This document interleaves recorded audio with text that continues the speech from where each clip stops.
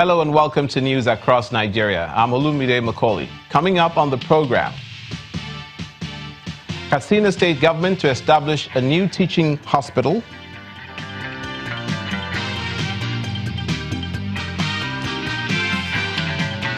The federal government set to dualize the Ife-Remo Road.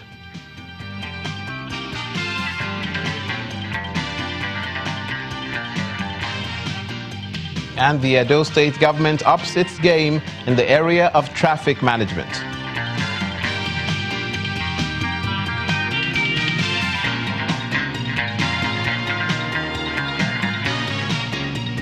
And that will make traffic relatively easier in the south-south state of Edo. But before we go to that story later on in the program, I want to welcome you again to News Across Nigeria, and thank you so much for joining us.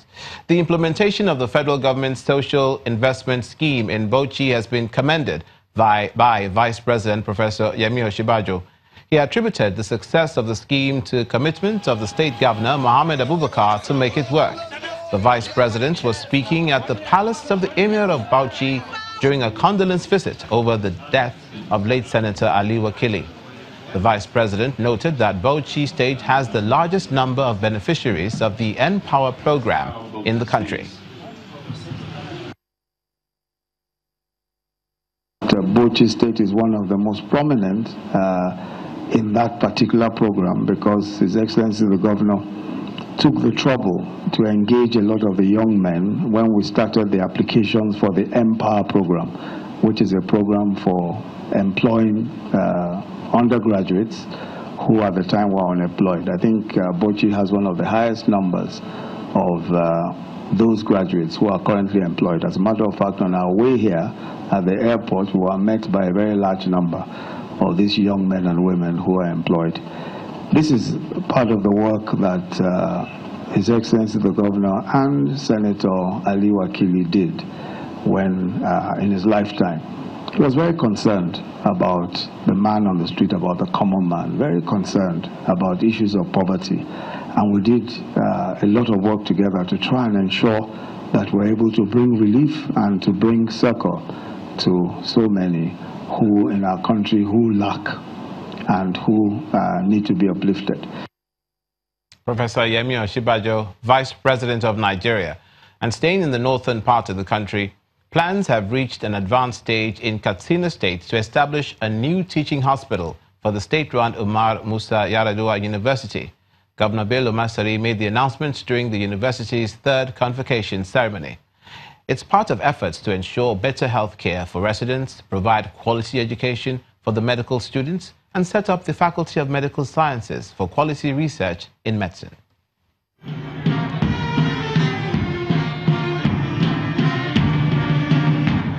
It's the third convocation ceremony of the Umar Musa Yar'Adua University, Katsina State.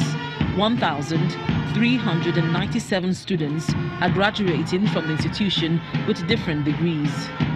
Governor Aminu Bello Masari is a special guest at the occasion, and he makes an announcement which is sure to delight the academic community.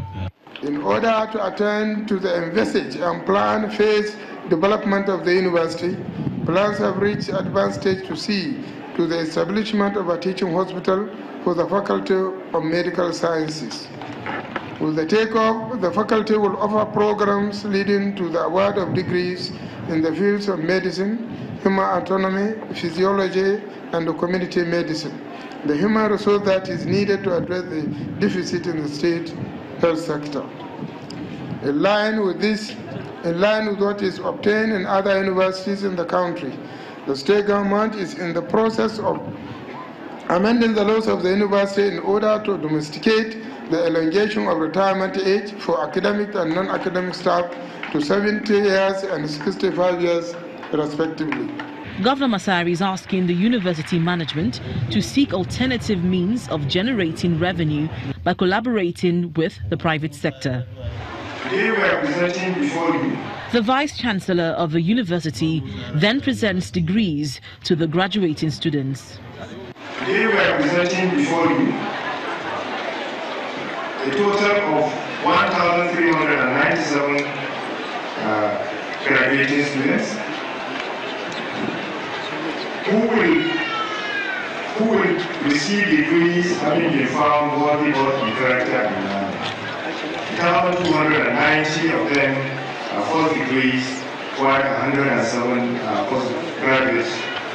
In addition to the proposed establishment of a teaching hospital for the university, the state government recently approved the establishment of the Faculty of Agriculture at the Old Agricultural Center for the institution. Residents of Abandonment Coca-Cola community in Ilorin, the Kwara state capital, are appealing to the state government to complete the ongoing reconstruction of a major bridge in the area before the rains get heavier. While the community accuses the contractor of abandoning the project, the special assistant to the governor on media explains that complications associated with the construction of bridges is responsible for the delay. This bridge in the Coca-Cola area of Ilorin, the Kwara state capital, collapsed in 2014, cutting off the community from neighboring areas. Back then, the state government swung into action to effect repair works. 4 years later, there's no improvement in the state of the bridge, prompting residents of Babaude Coca-Cola community to build themselves an alternative road until help eventually comes. That visit was about a month ago, and members of the community say the daily torture has not stopped, even after the governor's inspection. We are pleading to our government to see into the development of this nation. This road we are going through now has been constructed by Keke Napep and the Okada people, even up to Limca. We are tired of this stress.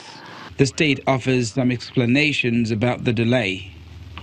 You know, bridges are very difficult and much more complicated to construct. The other issue is that there's a pipe there that needs to be relocated.